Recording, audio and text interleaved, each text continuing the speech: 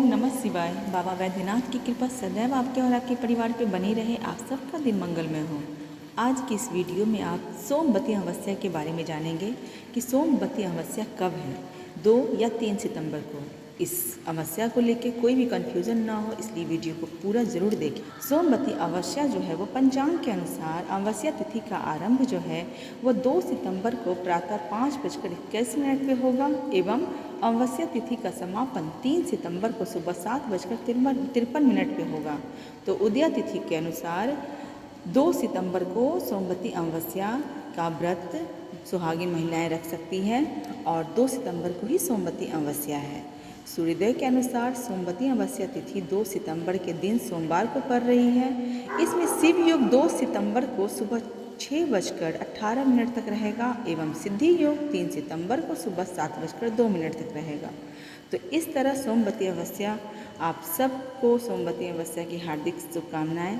जितनी भी सुहागिन महिलाएं व्रत रखती हैं उन सब का व्रत सफलतापूर्वक पूरा हो। महादेव की कृपा सदैव आप सब पे बनी रहे और पितरों का भी आशीर्वाद सब पे बने। आज की इस वीडियो में भक्तों हम सोमवती अमावस्या की संपूर्ण कथा जानेंगे। यह कथा सुनने से कहते हैं कि सौभाग्य बना रहता है, अखंड सौभाग्य का आशीर्वाद मिलता है, बाबा वैद्यनाथ और माता पार्वती की कृपा बनी रहती है। सोमवती अमावस्या के दिन भगवान शिव की उपासना की जाती है और ऐसी मान्यता है कि जो व्यक्ति सोमवती अमावस्या का व्रत रखता है उसकी सभी मनोकामनाएं पूरी होती हैं, साथ ही अखंड सौभाग्य की प्राप्ति भी होती है। इस दिन सोमवती अमावस्या की कथा का पाठ भी जरूर करना चाहिए। यह कथा आप पूरी सुने और सच्ची श्रद्धा भक्ति और बाबा वैद्यनाथ का नाम लेकर कथा सुनना शुरू करें। एक गरीब ब्राह्मण का परिवार था। उस परिवार में पति पत्नी के अलावा एक पुत्री भी थी। वह पुत्री धीरे धीरे बड़ी होने लगी। उस पुत्री में समय और बढ़ती उम्र के सभी स्त्रियों वाले गुण का विकास हो रहा था। वह लड़की सुंदर, संस्कारवान एवं गुणवान थी, किंतु गरीब होने के कारण उसका विवाह नहीं हो पा रहा था। एक दिन उस ब्राह्मण के घर एक साधु महाराज पधारे। वह उस कन्या के सेवा भाव को देखकर काफ़ी प्रसन्न हुए। कन्या को लंबी आयु के आशीर्वाद देते हुए साधु ने कहा, इस कन्या के हथेली में विवाह योग्य रेखा नहीं है। तब ब्राह्मण दंपति ने साधु से पूछा कि इसका कोई उपाय बताइए महाराज, कि कन्या ऐसा क्या करे कि उसके हाथ में विवाह का योग बन जाए। और इस तरह साधु ने कुछ देर विचार करने के बाद अपनी अंतर्दृष्टि से ध्यान करके बताया कि कुछ दूरी पर एक गांव में सोना नाम का धोबिन जाति की एक महिला और उसके बेटी और बहू रहते हैं, जो बहुत ही आचार विचार और संस्कार से संपन्न हैं और पति परायण हैं।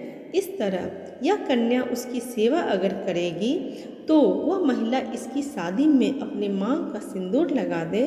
उसके बाद इस कन्या का विवाह हो तो इस कन्या का वैधव्य मिट जाएगा। यह कन्या उसकी सेवा करे और वह महिला इसकी शादी में अपनी मांग का सिंदूर लगा दे। उसके बाद इस कन्या का विवाह हो तो इस कन्या का जो वैधव्य है वो मिट सकता है। साधु ने यह भी बताया कि वह महिला कहीं आती जाती नहीं है। यह बात सुनकर ब्राह्मणी ने अपनी बेटी से धोबिन की सेवा करने की बात कही। अगले दिन कन्या प्रातः काल ही उठकर सोना धोबिन के घर जाकर साफ सफाई और अन्य सारे काम किया करती थी और वापस आ जाती थी।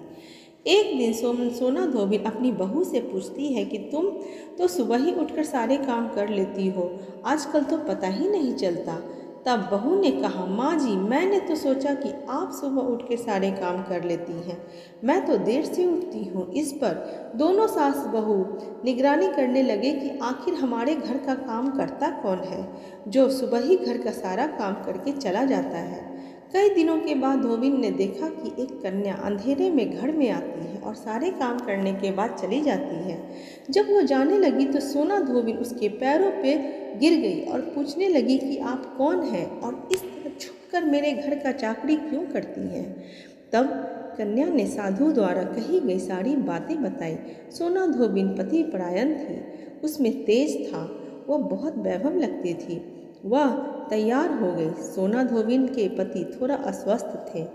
उसने अपनी बहू से अपने लौट आने तक घर पर ही रहने को कहा और सोना धोबिन जैसे ही अपने मांग का सिंदूर उस कन्या की मांग में लगाया तो उसका पति मर गया। सोना धोबिन का पति जो था वो मर गया।